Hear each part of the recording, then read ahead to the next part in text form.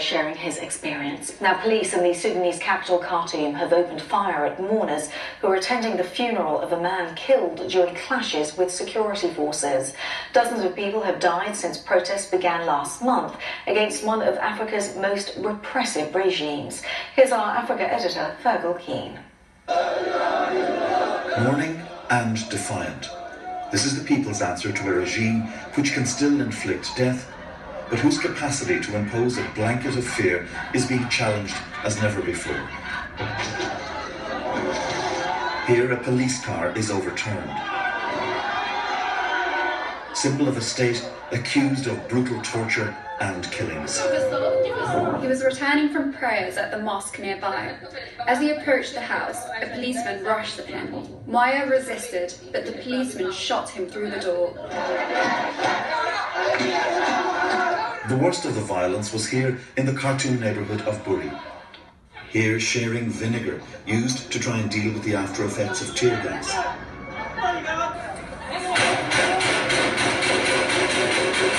Shots echoing across the streets. Here, one of the savage beatings meted out during house raids. And this the tragic moment when security forces opened fire on a stone-throwing crowd. A young protester was killed. Dr. Babkir Abdelhamid here undergoing emergency treatment. He was allegedly shot after pleading with police to stop firing outside a house where he was treating the wounded. He started explaining that he's a medical doctor. The response he got was simply, "You are a medical doctor. Well, we are looking for you." And they took 2 steps back and they just shot him and then went away. Dr. Abdelhamid died of his wounds. The protest began in the city of Atbara last December when the price of bread was tripled. On the following days, they spread to the capital, Khartoum. Now there are reports of fresh unrest in several cities, and last night's scenes outside this hospital in Buri were the most defiant yet.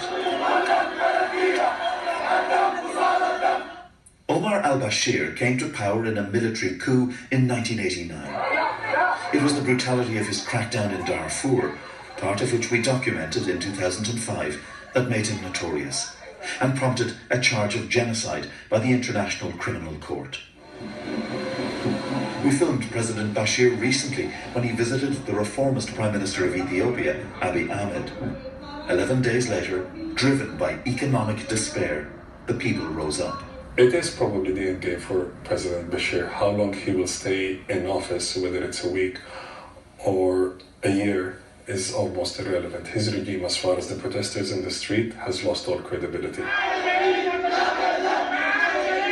Hated by many of his own people, wanted for genocide, President Bashir has everything to lose if he falls.